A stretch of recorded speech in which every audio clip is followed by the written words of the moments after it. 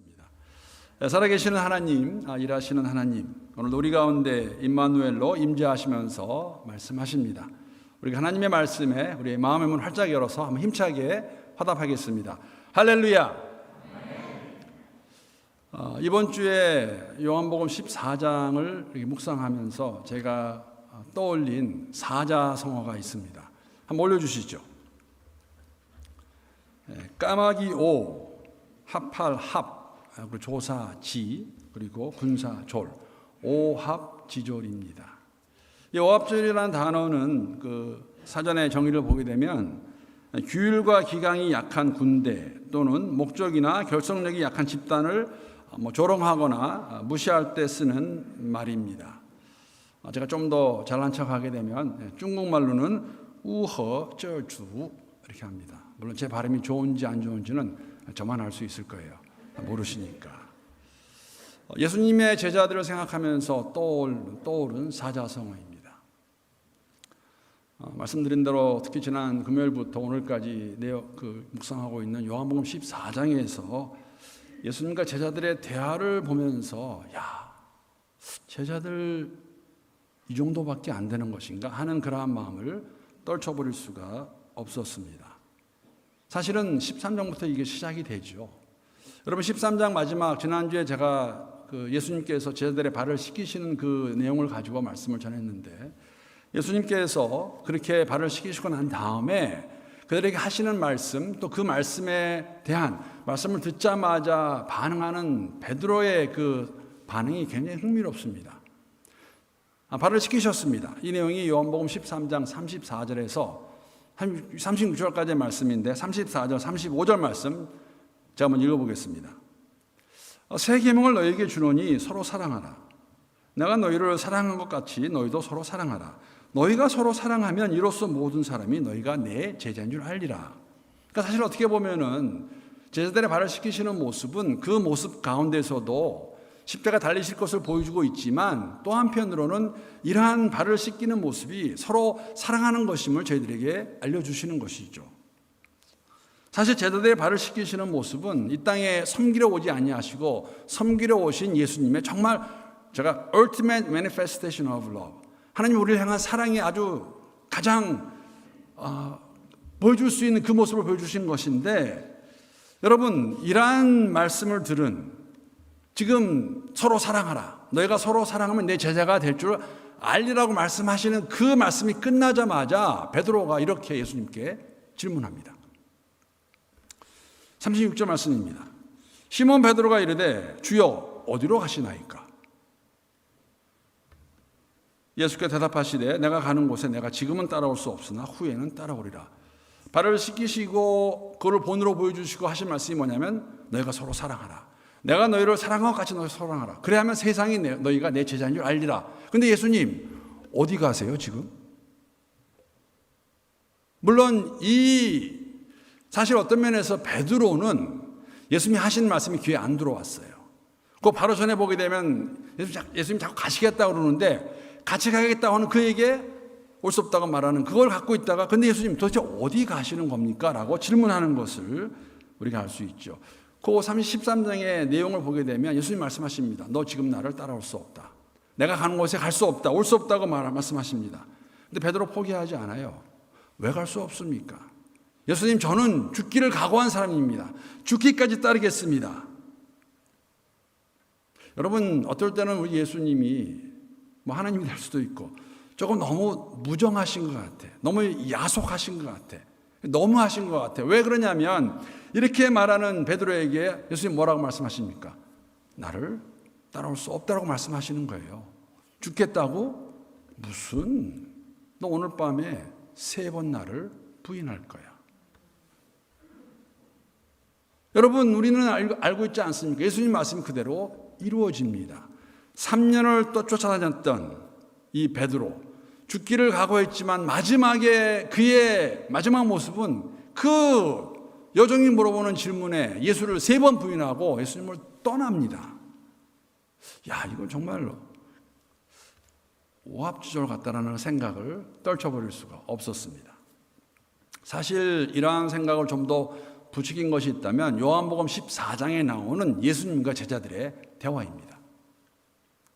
제자들의 질문, 요구를 읽으면서 묵상하면서 야, 이거 이 정도밖에 안 되었구나 하는 생각을 가지게 됩니다.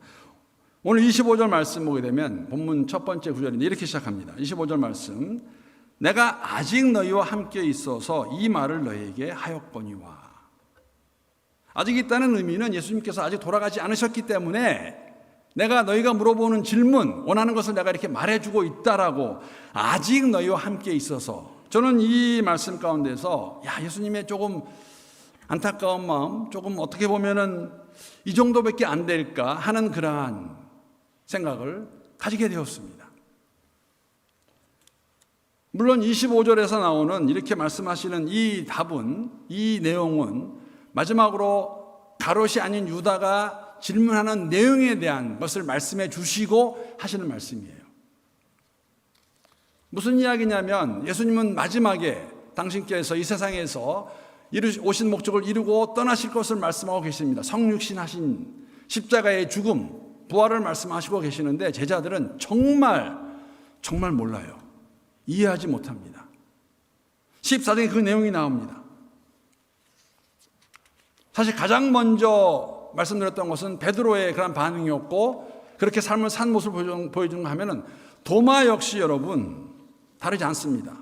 이 상황 가운데 도마가 예수님께 이런 질문을 합니다. 요한복음 14장 5절 말씀입니다. 도마가 이르되 주여, 주께서 어디로 가시는지 우리가 알지 못하거늘 그 길을 어찌 알겠습니까? 예수를 위해 죽음을 마다하지 않겠다는 베드로에게 예수님이 말씀하셨어요. 너 올 수 없다, 갈 수 없다고 말씀하시는 그 말을 들은 도마가 질문이 뭐냐면 도대체 어디를 가시는 겁니까? 아니, 어디 가시는지도 모르는데 그 길을 어떻게 압니까? 라고 질문하는 도마입니다. 여러분, 도마하면은 우리는 도마에게 우리가 붙여주는 별명이 있죠. 의심 많은 도마. 왜 의심 많은 도마라는 별명을 가지게 되었을까? 잘 알고 있는 내용입니다. 부활하신 예수님께서 제자들에게 찾아오셨습니다. 근데 하필이면 그때 도마가 없었어요. 제자들이 말을 해주는데도 도마가 뭐라고 그럽니까? 아니, 내가 내 눈으로 직접 보기 전에는 예수님 부활하신 거 믿을 수 없다 라는 것을 가지고 우리가 의심 많은 도마라고 말하고 있지만, 사실 여러분, 도마의 믿음도 베드로의 믿음과 크게 다르지 않아요. 무슨 의미냐면 사실 도마도 예수를 위해 죽기를 각오했던 사람입니다. 요한복음 11장에 보게 되면 그러한 도마의 마음이 잘 기록되어 있습니다. 여러분, 요한복음 11장의 내용은 혹시 기억나시는지 모르겠지만 요한복음 11장의 내용은 죽은 나사로를 살리시는 그 내용이 들어있는 그 챕터이 요한복음 11장입니다. 여러분 기억나실 거예요. 베다니에서 나사로의 두 여동생 마르다와 마리아가 예수님 계신 곳 사람을 보냈어요. 왜 보냈냐면 빨리 오셔야 되겠습니다. 예수님이 사랑하시는 나사로가 죽어가고 있습니다. 그런데 예수님이 이틀을 지체하시고 가십니다. 그 상황 가운데에서 여러분, 당시에 예루살렘의 유대 종교 지도자들은 이때는 벌써 예수를 잡아 죽이로 작정하고 계획을 세우고 있을 때예요. 그러니까 예루살렘에 간다는 것은 사실은 죽으러 가는 것과 마찬가지입니다. 그랬을 때 도마가 뭐라고 하냐면 나는 예수를 위해 죽겠다는 각오로 가겠다고 도마가 말을 했던 사람입니다. 여러분, 베드로 똑같았어요. 예수를 위해 죽을 각오를 하고 있지만 이 말씀 보게 되면 근데 예수님 도대체 어디 가시겠다는 거예요. 어디 가시는지도 모르는데 그 길을 우리가 어떻게 압니까? 라고 질문하는 그 도마에게 예수님이 뭐라고 말씀하세요? 14장 6절에 우리가 너무나 잘 아는 내용이죠. 내가 곧 길이요 진리요 생명이니 나로 말미암지 않고는 아버지께로 올 자가 없느니라라고 말씀해 주시는 거예요. 내가 길이다. 내가 길이다. 물론 이 말씀하시고 난 다음에 한 발짝 더 나가셔서 예수님 이렇게 제자들에게 더 보충 설명해 주세요. 말씀하십니다. 요한복음 14장 7절입니다. 7절 말씀은 함께 읽겠습니다. 자, 시작. 너희가 나를 알았더라면 내 아버지도 알았으리라. 이제부터는 너희가 그를 알았고 또 보았느니라. 3년간 너희랑 함께 했는데 너희가 만약에 나를 정말 보았더라면 누구를 보았다고요? 하나님 아버지를 보았다고 말씀하십니다.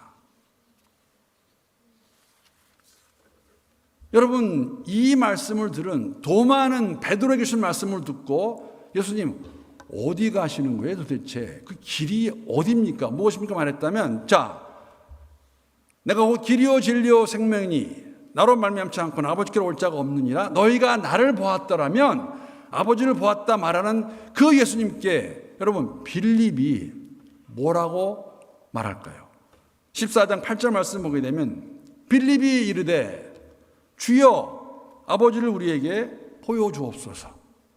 그리하면 족하겠나이다.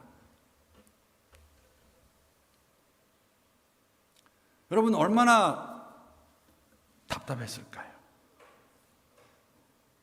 나를 보았더라면 아버지를 보았노라.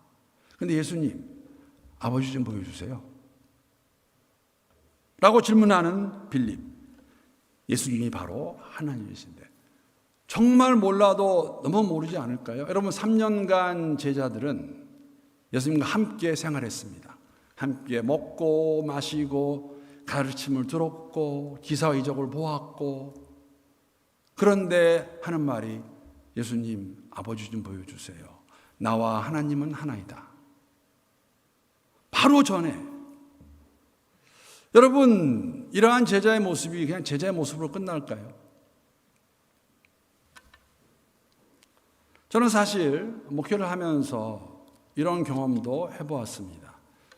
우리 교회는 없으리라 생각합니다. 제가 지난번 목회하던 교회에서 어떻게 보면 굉장히 좀 황당한 일을 당하게 된 것이죠. 당황스러운 일이었습니다.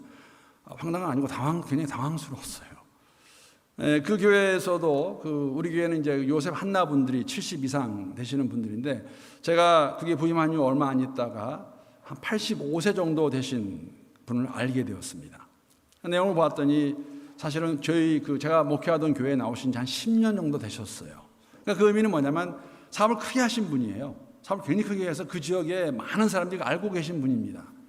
그러니까 한 75세가 되었을 때에 아마 이제 사람들이 자꾸 교회 가자고 그래서 이제 교회를 이렇게 오셨겠지요. 그리고 10년을 교회 다니셨어요.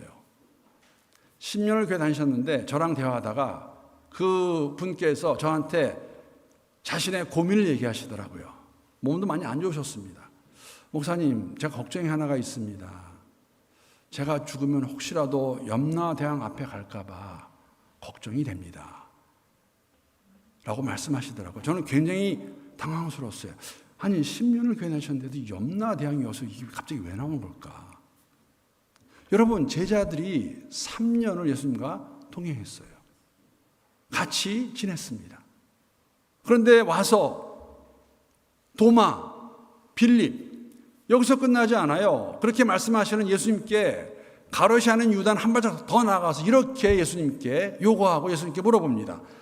22절 말씀 보게 되면 요한복음 14장 22절 말씀입니다. 거기에 보게 되면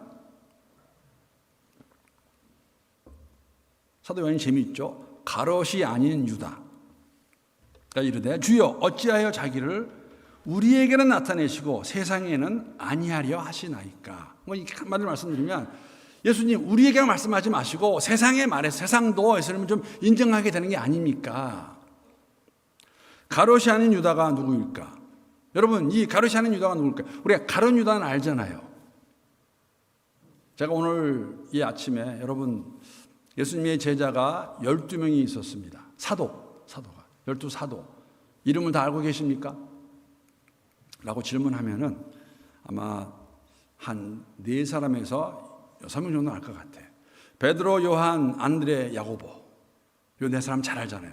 그리고 가룟 유다, 그리고 제가 좀 전에 얘기했으니까 도마, 한 6명 아시면 잘 아실 것 같아요. 그리고 이 가롯이 하는 유다가 도대체 누구지? 물론 성경학자들은 이 유다가 다데오로 알려져 있던 제자가 아닐까도 생각합니다. 아니면 여러분 아주 다른 유다입니다. 우리가 사복음서를 통해 알 수 있는 것은 무엇이냐면 예수님께서 공생의 기간 동안에 12사도 외에 많은 제자들이 있었습니다. 그 중에 한 명이 될 수도 있습니다. 분명한 것은 12사도가 되었건 이 가롯이 하는 유다가 되었건 하는 질문은 뭐냐면 사실 예수님 우리에게만 나타내지 말고 우리만 따라다니는 것이 아니라 세상에도 좀 알게 하셔서 인정받고 왜 그렇게 할 수 없습니까? 여러분 이러한 마음은 세상이 가지는 마음 아닙니까? 세상에서 알아주고 인정받고 군림하는 그러한 마음. 예수님과 3년을 함께 다녔지만 베드로 역시 도마, 빌립, 가룟시아는 유다, 예수님이 왜 이 땅에 오셔서 왜 십자가를 지고 가셔야 되는지, 죽으시는 것이 무슨 의미인지 알지 못했습니다. 그래서 한편으로 갖는 마음이 정말 오합지졸과 같다는 그러한 마음을 떨쳐버릴 수 없었습니다. 여러분, 그 문제가 뭐냐면 예수님은 이제 돌아가실 거예요. 십자가에서 죽으실 것입니다. 그리고 그들에게 일을 맡기실 거예요. 여러분, 제자들이 이 일을 잘 감당할 수 있을까요? 어떻게 생각하세요?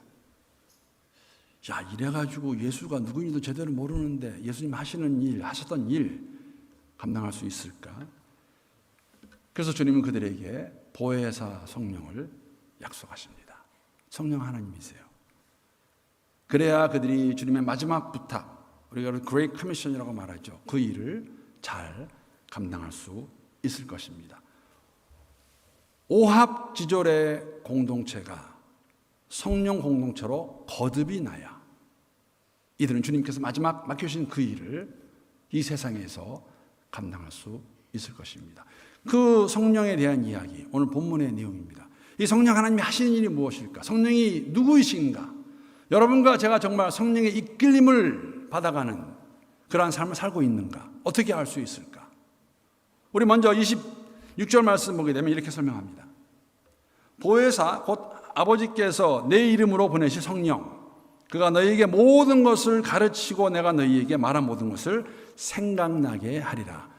보혜사 성령 하나님께서 하시는 일은 무엇이냐면 그들에게 진리를 다시 기억나게 하실 것이라고 말씀하고 있습니다. 예수님이 가르쳐 주신 것, 말씀하신 것을 기억나게 할 것이라고 보혜사 성령이 하실 것이라고 저희들에게 말씀해 주고 있죠. 굉장히 흥미로운 것은 여러분, 이러한 성령이 하시는 일을 사도 요한은 이미 요한복음에 기록을 합니다. 이런 의미입니다. 다 아실 것 같은 생각도 들어요.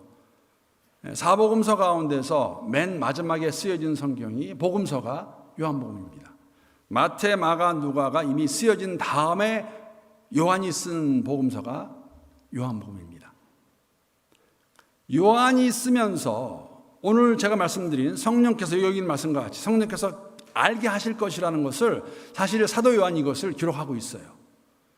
무슨 말이냐면 예수님이 그 당시 하셨던 그것을 제자들이 이해하지 못했는데 나중에 부활하신 예수를 보고 예수님께서 이런 의미로 말씀하셨구나라고 깨달은 것을 기록으로 저희들에게 보여주고 있어요. 요한복음 2장에 나와 있는 내용입니다. 요한복음 2장 19절에서 22절까지의 말씀 내용 제가 한번 읽어보겠습니다. 거기에 보게 되면은 예수께서 대답하여 이르시되 너희가 이 성전을 헐라 내가 사흘 동안에 일으키리라.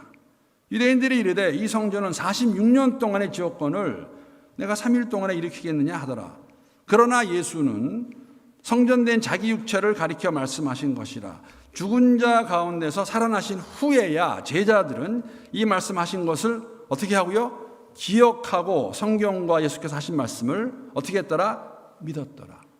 여러분, 이 요한복음 2장의 배경은 무엇이냐면 예루살렘 성전에 가신 예수님께서 그 성전 안에서 매매하며 성전을 더럽힌 그들 향해서 책망하시고 그 돈 바꾸는 것을 테이블 뒤집어 엎으시고 말씀하신 다음에 이 성전을 허물어라.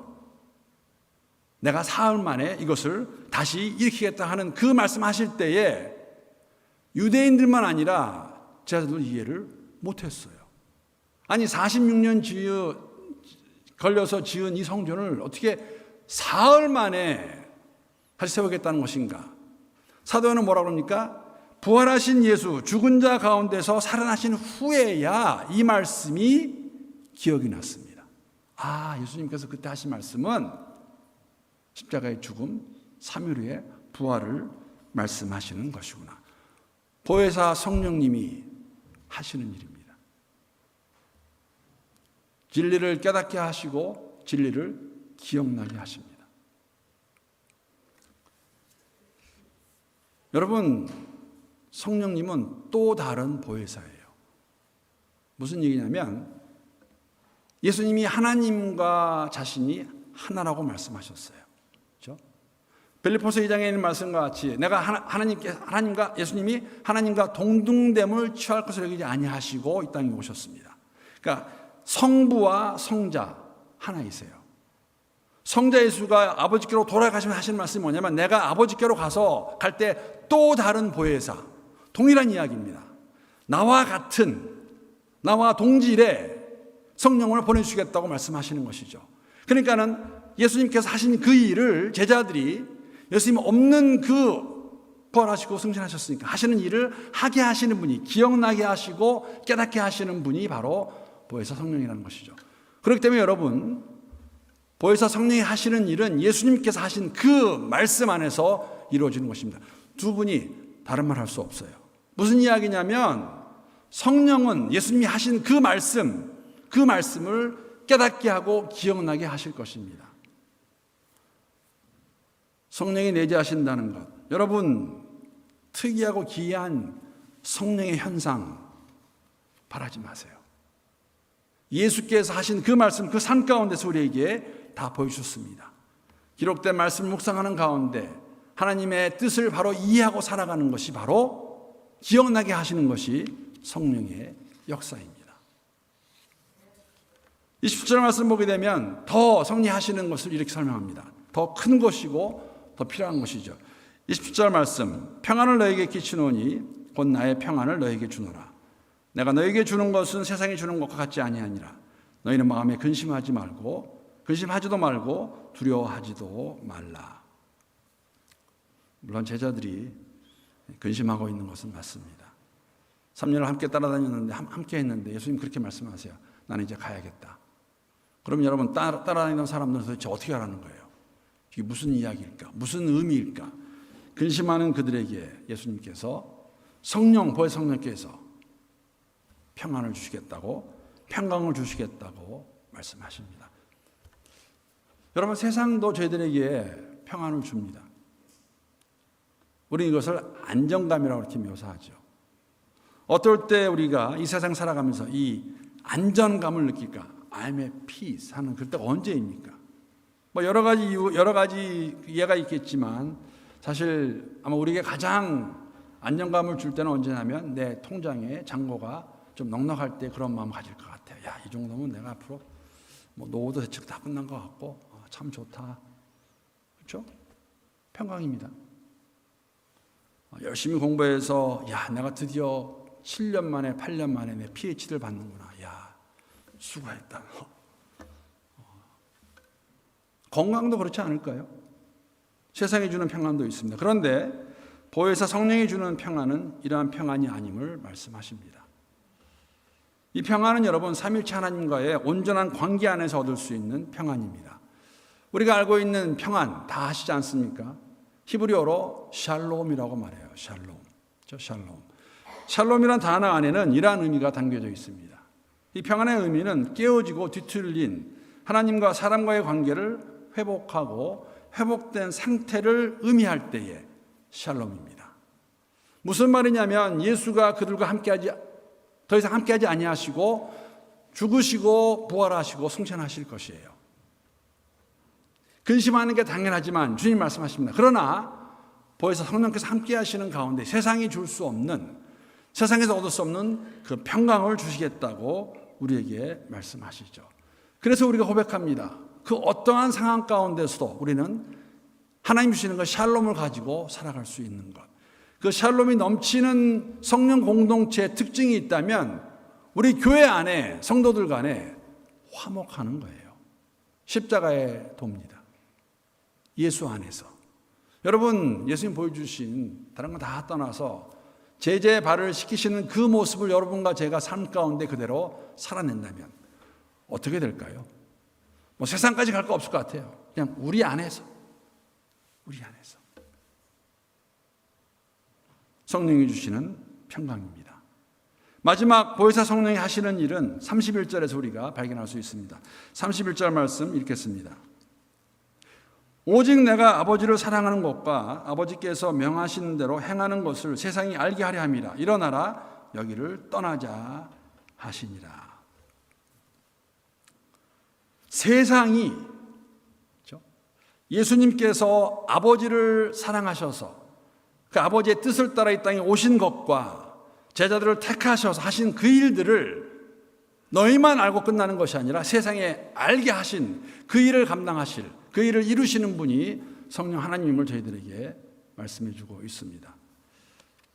여러분, 제가 이 말씀을 이렇게 준비하면서 아주 엉뚱한 생각 하나 가지고 왔어요. 제가 말씀 시작하면서 그렇게 말씀드렸어요. 야, 예수님 좀 너무하신 것 같아. 왜 이러셨을까? 아마 저 같았으면은 예수님을 위해 내가 죽겠습니다 라고 말할 때, 그래 3년간 한 시간이 있고 뭐 정이 있으니까 같이 가자. 오늘 내가 죽어야 되는데 너도 저 두 광도와 같이 내 옆에서 죽자 라고 말했다면 여러분, 베드로가 어떻게 반응했을까? 베드로가 그날 밤 그 계집종 여자 종이 물어보는 그 질문에 대해서 예수를 모른다고 부인했을까요? 여러분, 베드로 본받을 것이 많은 사람입니다. 여러분 다 아시잖아요. 겟세마네 동산에서 대제사장과 총독 빌라도가 보낸 그 군중이 와서 예수를 잡아갈 때 베드로 가만히 있지 않았어요. 아니 이게 뭐야? 칼 빼가지고 대제사장의 종 말고의 길을 잘라버렸습니다. 여러분, 그러한 배짱이 있는 사람이에요. 예수님 만약에 그래 오늘 나랑 같이 가서 십자가에 매달리자 했으면 베드로 아마 예스 했을런지도 모르겠어요. 물론 아무도 알 수 없어요. 그냥 제 상상입니다. 그런데 여러분, 예수님께서 왜 안 된다고 말씀하시고 지금은 아니라고 말씀하셨을까? 왜 그러셨을까요? 그들이 할 일이 있기 때문에, 해야 되는 일이 있기 때문에. 사실 요한복음 보게 되면 예수님께서 그들에게, 제자들에게 이렇게 말씀하십니다. 14장 12절 말씀입니다. 내가 진실로 너에게 이르노니 나를 믿는 자는 내가 하는 일을 그도 할 것이요 또한 그보다 큰 일을 하리니 이는 내가 아버지께로 감이라. 나는 이 땅에 와서 내가 할 일을 다 마치고 십자가의 죽음으로 부활하심으로 돌아가시는데 너희들은 아직 할 일이 있다. 내가 한 그 일, 예수님이 하신 그 일이 뭡니까? 하나님을 나타내는 일이에요. 예수님이 가르쳐 주신 그 말씀을 너희들은 나를 대신해서 나가서 세상 끝까지 내가 아버지를 사랑한 것과 내가 한 그것들을 알려야 된다고 말씀하시고 그 일을 가능케 하시는 분이 보혜사 성령이십니다. 할 일이 있기 때문에 예수님께서 그들에게, 제자들에게, 베드로에게 그렇게 말씀하셨어요. 그래서 여러분, 우리는 그런 말 합니다. 우리가 아직도 이 땅에 살아있는 진짜 이유가 있다면, 예수를 주로 시인하는 자들이라면 예수님이 여러분과 제게 맡겨주신 임무가 있어요. 사명이 있어요. 그것을 끝냈을 때에 예수님께서 우리를 부르실 것입니다. 우리는 그것을 죽음이라고 말합니다.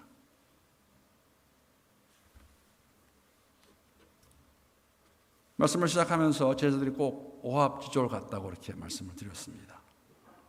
3년을 따라다녔지만 베드로도, 도마도, 빌립도, 가롯이 아닌 유다도, 제자들 모두 다 3년 따라다닌 것이 이게 다일까? 정말 이렇게도 이해 못하고 따라다닌 것일까?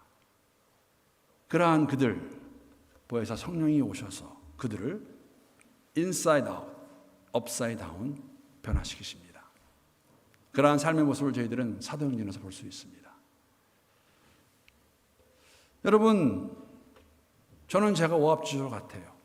너무나 쉽게 변하는, 상황에 쉽게 끌려가는, 정말 예수를 잘 믿겠다 하지만은 얼마 지나지 않아서 또 저 바닥에 있는 것 같은 그런 오합지졸 같은 제 모습. 우리의 모습도 크게 다르지 않다고 생각합니다. 이러한 우리를 성령께서 우리의 마음을 잡아주실 때 우리 교회, 우리의 삶이 성령 공동체 지체들로서 주님이 맡긴 그 사명 잘 감당하며 살아갈 수 있을 것을 믿습니다. 여러분 믿으십니까? 성령 공동체. 성령 공동체는 예수 공동체이고 진리 공동체이고 평강 공동체이고 선교 공동체입니다. 다시 오실 예수를 기다리며 살아가는 여러분과 저의 삶, 진정으로 성령께서 우리를 통해 일하시는 것을 더욱더 깊게 경험할 수 있는 우리 모두가 될 수 있기를 주님의 이름으로 축복합니다.